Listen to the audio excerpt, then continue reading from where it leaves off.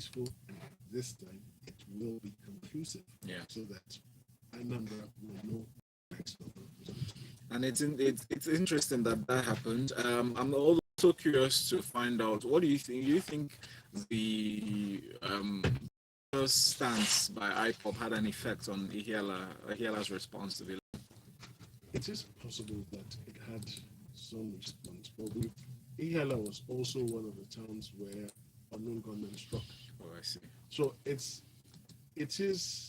is going to be a decisive battleground, and the major candidates are going to pull out all the stops to ensure they get that. Yeah, they win that. Yeah, but it looks like, following the trend of the elections, that Professor Shukuma Soludo. It's close, but not decided yet. Well, it's not exactly close because the next candidate has about half of his vote, but it looks like he's going to be the next governor of Anambra State. We'll watch and see, all right? But those listening from Anambra, please go all out to vote in this. Beyond that, I just wanted to find out from me, Mr. C, a general overview. I don't know if you followed the elections over the weekend. What's your evaluation of it? So in terms of security, INEC's preparedness, because it seemed like a number of their electronic machines were not working, despite the fact that they said they were ready. So people had said that we need to watch the Anambra elections to have an idea of what's going to happen in the next few years, when we have other elections across the country. How would you review, what's your review of the entire electoral process? Okay, so there are still things we still haven't gotten right. For example, delivery of polling units and even polling officials to the respective beats on time. Beyond that, the equipment supposed to be used was failing. Professor Soludo had to wait for hours to cast his vote, which should never happen. So it's good that this has happened. This is good feedback for INEC that, look, whatever arrangements you previously made are still not good enough. They're still not sufficient, and they need to improve because we have a general election coming up. And for the first time, it appears that this will be keenly contested. And for the first time in a long time, probably since the June 12, 1993 elections, we're going to have a massive turnout of Nigerians who are now interested in determining who the set of people who get to lead them for the next 4 years. And it's interesting that the usual suspects are lagging behind. I'm talking about PDP and APC. Being that Soludo is APGA. No, but traditionally, Anambra has been an APGA state, and really, the southeast is supposed to be APGA, but PDP performed this magic. Yeah, but no one state belongs to any party, just saying. Let's move on. The next story is from the Punch newspaper. Nigerians with missing vaccination card need affidavits, police report. And this is an announcement from the MPHCDA, that's the National Primary Healthcare Development Agency. They made this update available to correspondents, given that the federal government had initially declared its intention to make vaccination mandatory for civil servants and others who may want to access government offices. Some states have taken up I think Ogun State, the last we reported, said that they're going to start preventing people from accessing public spaces if they are not fully vaccinated. With this drive, Lagos, in the following story, we would see where the Lagos state government is actually putting measures in place to ensure mass vaccination. But what do you make of this importance that has been attributed to the vaccination card? Okay, so thank you, Valentine. Now, this is a pretty straightforward procedure. It's a pretty straightforward case. Now, because the government has plans down the line to ensure that with respect to government offices, at the very minimum, a vaccination card will need to be produced. And knowing the antecedents of Nigerians who would claim that, some Nigerians who would claim they've taken the shots and their cards are missing, they've now highlighted the procedure for getting a replacement. If you insist or suggest that your vaccination card is missing or cannot be found, then you have to depose to a court affidavit and get a police report. Now beyond all of this is stressful because why? To get a police report. What's wrong with holding your card and keeping it safe? Nobody plans to lose a valuable document like this, or nobody plans to be robbed or attacked. But getting a police report is never free. Forget what the police course. authorities consistently say. Of course, yeah. So it's just another layer of stress. But then beyond that, you need to have details of either your first visit or your second visit. You need to know the location, and they will check on their system. So beyond the production of the affidavit and the police report, they need to check the system to see that whatever information is contained in your affidavit and police report matches with the information they have in the system. You know, something else I wondered, thank you for mentioning that system record thing. How about having e-copies? Because in major clients, I got an e-version of my vaccination record as well. Like, why wouldn't that suffice? Or would it even suffice? And I added question. Would it even suffice for us to take pictures of the card bearing the number, because there's a serial number in front of it? Okay, so to answer the first question, I'm also at a loss why we don't have e-copies. But my advice to everyone listening is, once you get your card, just get it scanned, take a picture, scan Quickly. it quickly. It's in the cloud somewhere, so that at any point in time, you have a digital copy and you can get on with life. Hopefully. No, they're bound to accept digital But copies. one thing more. What's the consequence of filing a police report and getting the court affidavits if, assuming the person is, falsely claiming that they had been vaccinated? So if you make a false claim and you go ahead to get a police report and that affidavit just to prove, Okay, so what will be the consequence if you're caught that that's false? okay, so you've lied under oath, and perjury is still a criminal offense. Punishment? Yeah, perjury. What's the likely punishment? If I'm not mistaken, I think it's at least 3 months in prison. All right, thank you. Ike Peter said that, good morning, I am Valentine. So good to have Mrs. C as always. Where is Cheta? Cheta will be joining us soon. Super excited Soludo might win this election. Judging from his remarkable achievements as CBN governor, I'm convinced he will do a good job. Okay, so I'd like to actually for us to analyze his antecedents and see how that would work out as, now that he's possibly going to be governor. Since we're talking about COVID-19, there are 2 other stories, but this one is directly related to that. So let's take that, Mr. C. Lagos develops mass COVID-19 vaccination strategy to reduce spread, prevent reemergence. Guardian, if you recall, I don't know if it was you that was on here, but you'd have perhaps listened to one of our news stories where we said that Lagos state government is planning to vaccinate 4 million Lagosians by December 25. And one of the reasons they said this was because we're going to have people traveling into the country in December for the December holiday, and so the spread, they're concerned about the 4th wave. You remember what the director described it as? He said they'll be importing COVID. They'll be importing COVID-19. So what a number of people asked was, beyond the announcement of how many people, what's the strategy?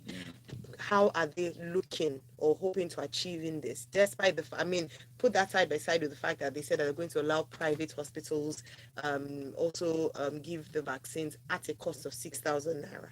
And we thought, is that meant to support, or would that even be further discouragement? How are they going to deal with what people's apathy to being vaccinated? What do you call that? Is it vaccine apathy, or there's a name? Yeah, vaccine apathy. Vaccine apathy. All right, please, Mr. C, I'd like to get your, just to break down the story as to what's the strategy. Anti-vaxxers. Okay, thank you, Ayan. So the Lagos State government we must commend them for this, because they're taking precautionary steps and they're taking preemptive steps.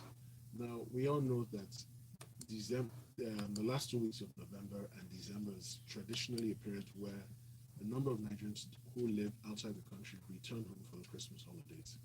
And we're expecting that, since this is the first holiday since COVID broke, it's going to be one big party. Now, the Lagos State government has set an ambitious target of ensuring that at least 4 million Lagosians are fully vaccinated. Now, to do that, before now, you had to go to a public health care center or any of the federal government agency major clinics like the Naval Dockyard in Victoria Island. Now, the Lagos State government has expanded that and has taken into consideration the concerns of some middle-class Nigerians who are worried about going to a public facility, and whilst they're waiting, they contract the COVID that they're trying to avoid. So they've engaged private health facilities and for a fee of 6,000 naira, which they say is the administrative cost, anyone who walks into such facilities should get 2 doses or a dose of the COVID vaccine, depending on which one you're taking. Now, this is a good step, and we hope we get there. Now, with regards to vaccination apathy, there are still a number of Nigerians who are not convinced about the efficacy of these vaccines. And one of the reasons why they're not fully convinced is that we've read reports of people who've taken either the full dose of the Johnson vaccine or 2 doses of AstraZeneca, and then for some strange reason, they still contract the virus or the COVID, and then they die. So they're saying, okay, so these guys took the full shots and died and got it. We haven't taken it, and the odds are we'll either get it or we won't get it. And some people live for the moment. They're like, something will kill them. So if it's not COVID, it will be something else. So they need to ramp up the sensitization campaigns. They need to continue to remind people that you need to take the vaccines, that it helps boost your chances when you eventually contract it. Because when you take the vaccine, the understanding is you're given, if you had to contract COVID again, you have a weakened version attacking you and you can respond better to it. But I encourage everyone, please go out to the public health facilities, the private health facilities, get your shots, and please, let's try and make everyone safe. Yeah, Thank you. I'm giving your body a fighting chance. We're getting this messages actually from WhatsApp. Richard says, I got vaccinated, but the information entered was totally wrong. Matthew, Nigeria happens. You have to add that one. Oh, That's Nigeria, very no. important. You're standing in front of them and giving a name and spell something else. So you need to actually spell the name out sometimes. I gave the passport office my marriage certificate, everything, and they still spelled my name wrong. They put Mario S.A. And I see that happening with national ID cards, the national registration for NIN and stuff. But that is tragic, and people should consequences. Absolutely. Exactly, because you're made to pay for corrections. Yeah. But if it's you just have to pay, that's fantastic. You go through stress to Yes. get it sorted out. Yeah. Matthew Afolabi says, why do I need to get police report because I misplaced my card? Are we in the ancient days? This is 21st century now. I should be able to verify my vaccination without the card. So why did we register online if our data cannot be used to verify our vaccination? Would we say though that because vaccination certificates are almost like a passport, if you lose your passport, you have to get a police report because it's such a sensitive document, and the thought is that you could be transferred or you could have, there could be hanky-panky around this. And we know that one of the reasons why Nigeria is not allowed in certain countries, e.g. Dubai, is because of these malpractices. So perhaps that's why for now they have to treat it like you losing a passport. I was in Paris 2 weeks ago. At every restaurant I stepped into, at the door, they asked for my vaccination. So it's almost even more important than your You can't step through the door without presenting it. And they scan it on their system, and they check to verify. So don't even imagine yourself taking something fake there. You get caught.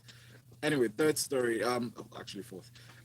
Moving on to this report, Salami report. Nago on half pay 16 months after suspension.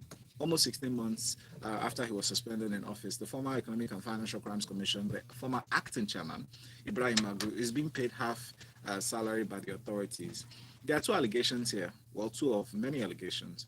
One of which is he was suspended based on allegations of insubordination and corruption by the Attorney General of the Federation, Abubakar Malami.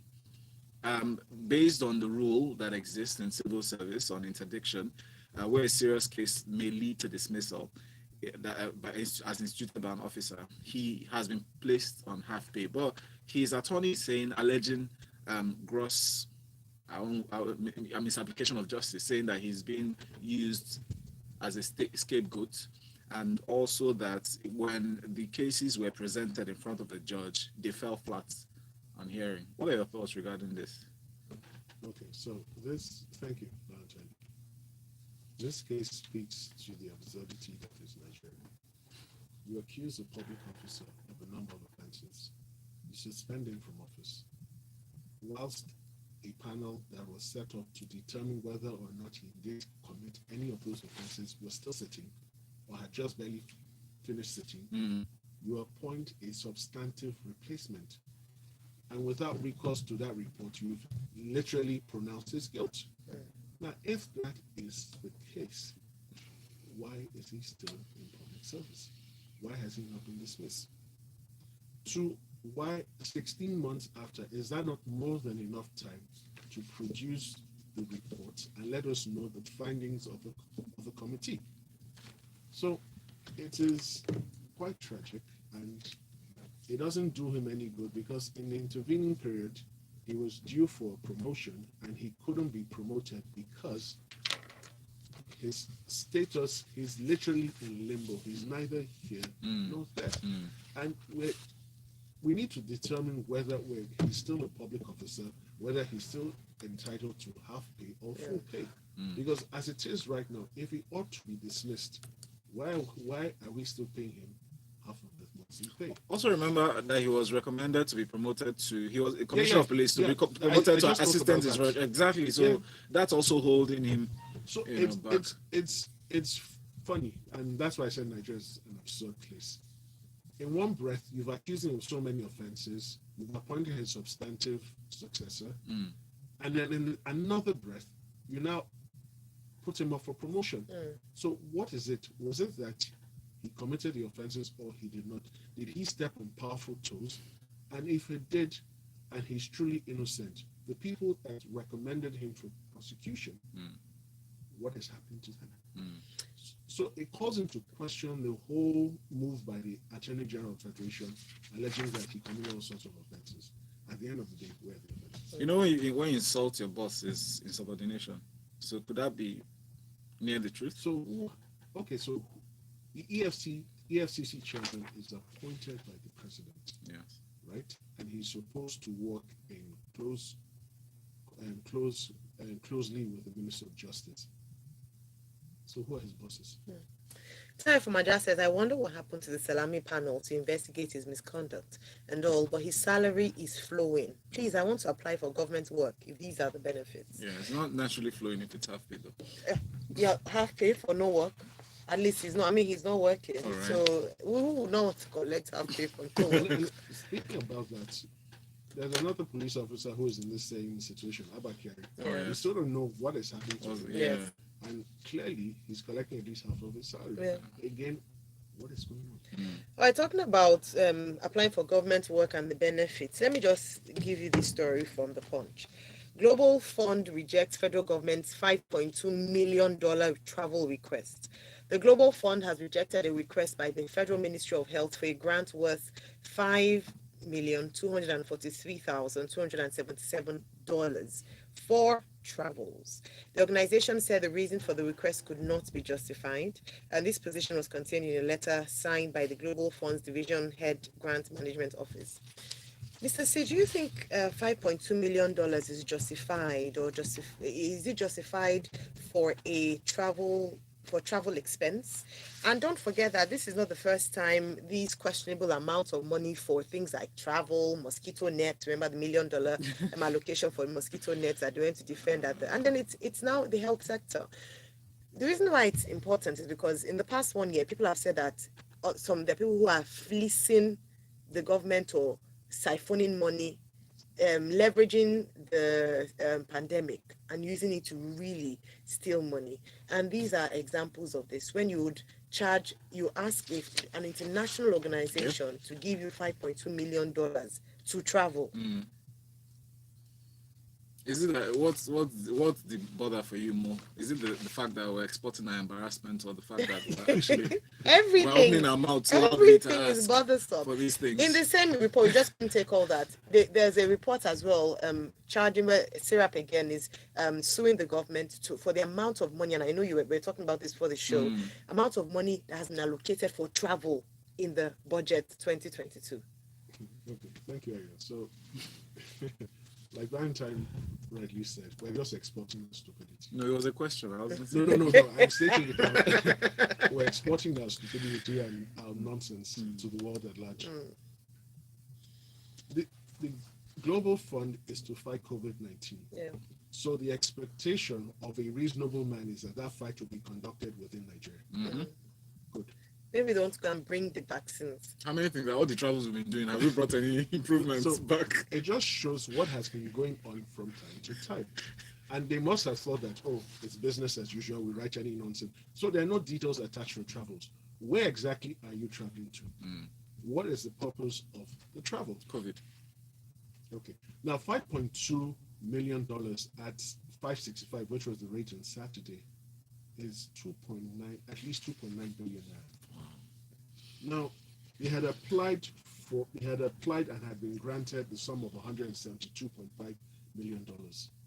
And this was granted by letter dated the 16th of August 2021. No, so that sum has been approved, but he now said this cannot be approved because there was no justifiable explanation. And it's shocking that it went through the Ministry of Health. The minister didn't see this, he didn't capture it. The permanent secretary didn't see it. None of the top directors saw it or saw anything wrong with it. And it was passed. In serious countries, and this time I'm going to stay in Africa, West Africa. Togo, Benin, Ghana, the minister will be sacked. And in Ghana particularly, he may be facing criminal charges for attempting to cause loss, financial loss to the state. If this was a local financial request, do you think it would be approved? 5.2? Yes. No, it might not be, because just like mosquito nets for 200 million, it raised an uproar. What's going on here? Powerful mosquitoes, man. Mosquito nets. No, I'm just saying mosquitoes They should be require powerful to that capacity. A number of people still don't believe that headline is true. Yeah. No, it's very We true. didn't make it up. $2 million. I No, hope you have- $200 million. 200. Oh, sorry. Can $200 I take you million. back to the snake swallowing machine? I believe you. And money nothing swallowing came out snake. of that story, Valentine. Yeah, We were just told the court case has started, and that's it. All right, let's continue with this story.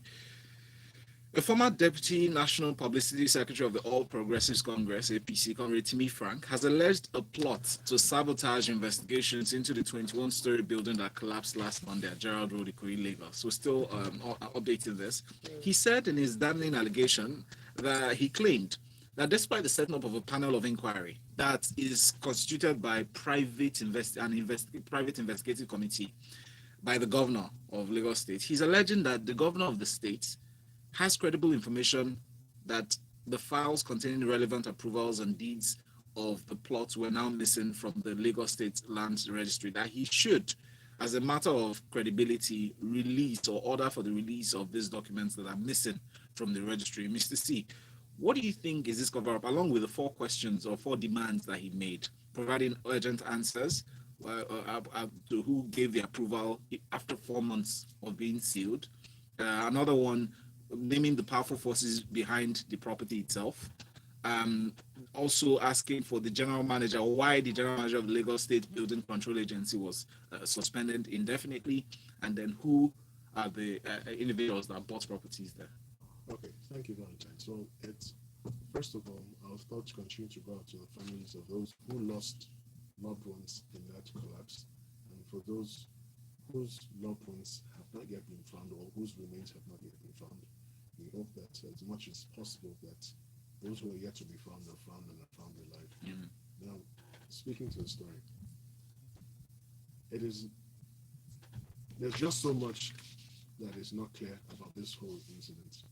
Now, we have the Director General of the head of the Building Control Agency saying an approval is going for 15 floors. We have a deputy governor coming out and saying no, it's 21. So even within the state, they're confused as to what the real position is. Now, beyond that, it is clear that this panel is going to run into obstacles, because if it's to do its job properly and allowed to do so, heads must roll. And these heads do not want to roll. So I will not be surprised to find out that this information is probably correct, and that by the time they now start asking for documents, we start hearing all sorts of wonderful tales. Remember the NSAS panel that was set up? We don't know where they are. They just stopped sitting, and even members of the panel were alleging that powerful individuals were trying to frustrate them. Again, this is to be expected, because one of the key questions that must come out is, who owns that plot of land? Is the owner separate and distinct from the developer? And then 2, why was the building sealed, and under what circumstance was it unsealed? Where are the documents supporting the sealing of the building? Who signed off on the sealing and the unsealing? The people who were supposed to carry out the necessary checks from time to time, what did they do? So you granted an approval for 15 stories or 15 floors or whatever. Yeah. At what point did you go to check whether they were complying with the approval? Yeah. There are a lot of unanswered questions. Too many questions. I pray for the sake of those who lost their loved ones that we may get some answers, but honestly, I'm not sure we will. Well, going back to your NSAS panel statements, they actually finished their sitting, approved some compensation to be made to most families, did not conclude some cases because they were still pending. Valentine, I'm not speaking to the minor details. The panel was set up to determine who shot. Yes. Who ordered the shooting? Yes. In the first place. As far as I'm concerned, what they were set up to do, they didn't do it. All the compensation is. It's just, address. All right, thank you so very much, Mr. C. We're out of time and we see some comments left unread.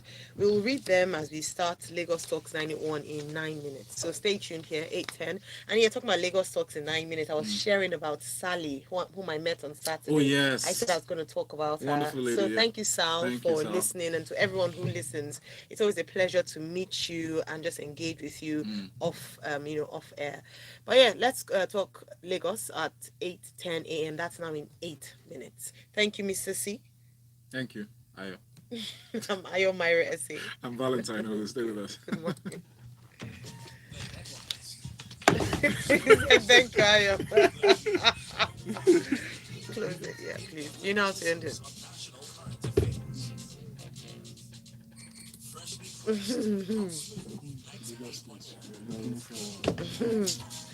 Lagos State.